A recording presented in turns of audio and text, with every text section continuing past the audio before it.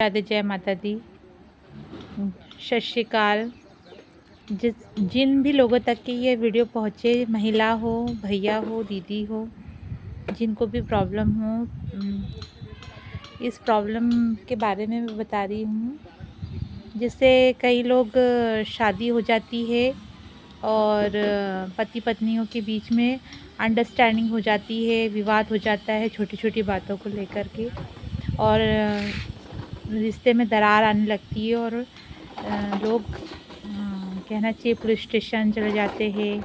फिर police station तक यदि अगर बात जाती है तो कोर्ट में बात जाती है।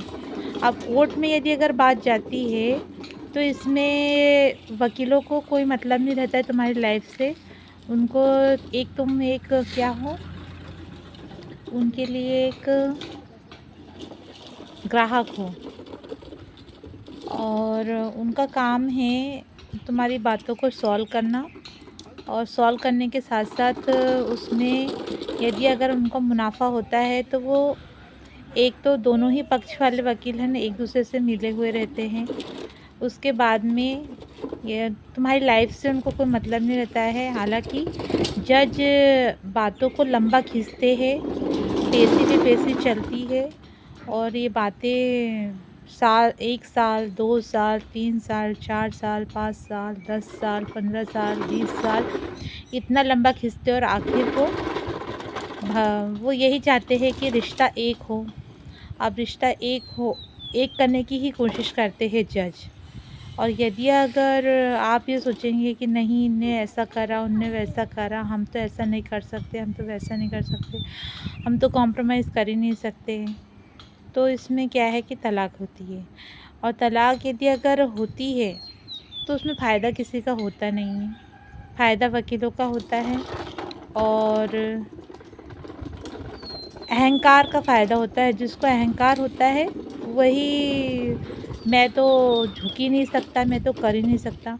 यदि अगर अपने रिश्ते को बनाने के लिए यदि अगर अपने को झुकना भी पड़े, यदि अगर अपन हार भी जाए, यदि अगर मान लो कोर्ट में आप हार भी गए और आपको जाना पड़ रहा है, ससुराल जाना पड़ रहा है, या भैया लोगों को उनकी वाइफ को रखना पड़ रहा है, तो इसमें आपका रिश्ता बन रहा है। आज नहीं कल आपको ये लगेगा नहीं, मैंने ये गलती करी है और इसके लिए मेरे को पछतावा हो रहा है।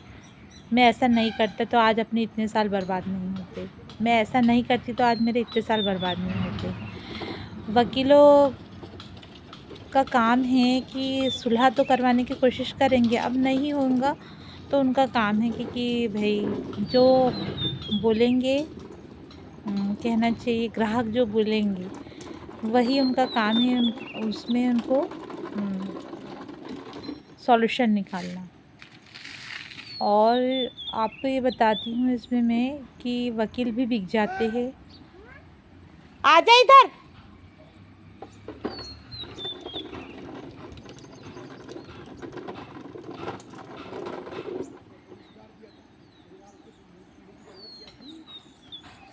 वकील भी बिक जाते हैं, मिले हुए रहते हैं आपकी रिश्ते को बनाने से, या आपके रिश्ते को क्या बोलें संभालने से उनको कोई मतलब नहीं रहता। आप उनके लिए एक जैसे डॉक्टर के लिए एक पेशेंट होता है, वैसे ही आप उनके लिए एक पैसे कमाने का एक ज़रिया हो।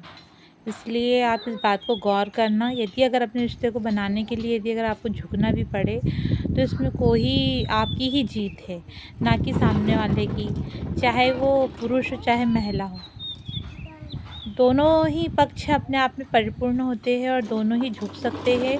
इसमें हार जीत का सवाल नहीं है। इसमें एक सिक्के के दो पहलू होते हैं, गलतियाँ होती है उसको कोर्ट तक के जाने तो नहीं देना चाहिए, और चले भी गई और आपको अपने जीवन को आगे बढ़ाना है तो उसमें निसंकोच ना कहना चाहिए। अपने जज साहब कुछ बोलेंगे ना वकील कुछ बोलेंगे, आपका फ़ैसला है, आपकी ज़िंदगी है, आपकी बातें हैं।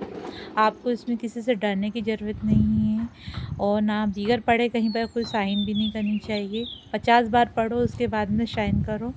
और ज़रूरी नहीं कोर्ट में यदि अगर आपका केस चला ही गया है तो आपको ज़रूरी नहीं है कि आपका तलाक़ी हो जाएगा।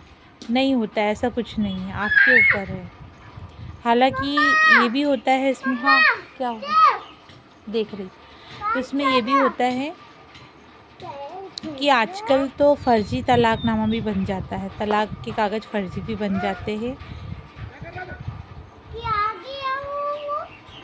इसलिए आपको ज़्यादा बातों को लंबा ना खींचते हुए अपनी बातों को यहीं विराम देते हुए मैं कहती हूँ कि आपको डरने की आवश्यकता नहीं है। आप यदि अगर जाना चाहते हैं तो निसंकोच रिश्तों को लंबा करने की कोशिश करिए, रिश्तों को आगे बढ़ाने की कोशिश करिए। डरने की आपको किसी से आवश्यकता नहीं है। थैंक यू, धन्यवाद। आज के ब्लॉग की समाप्ति यहीं पर होती है।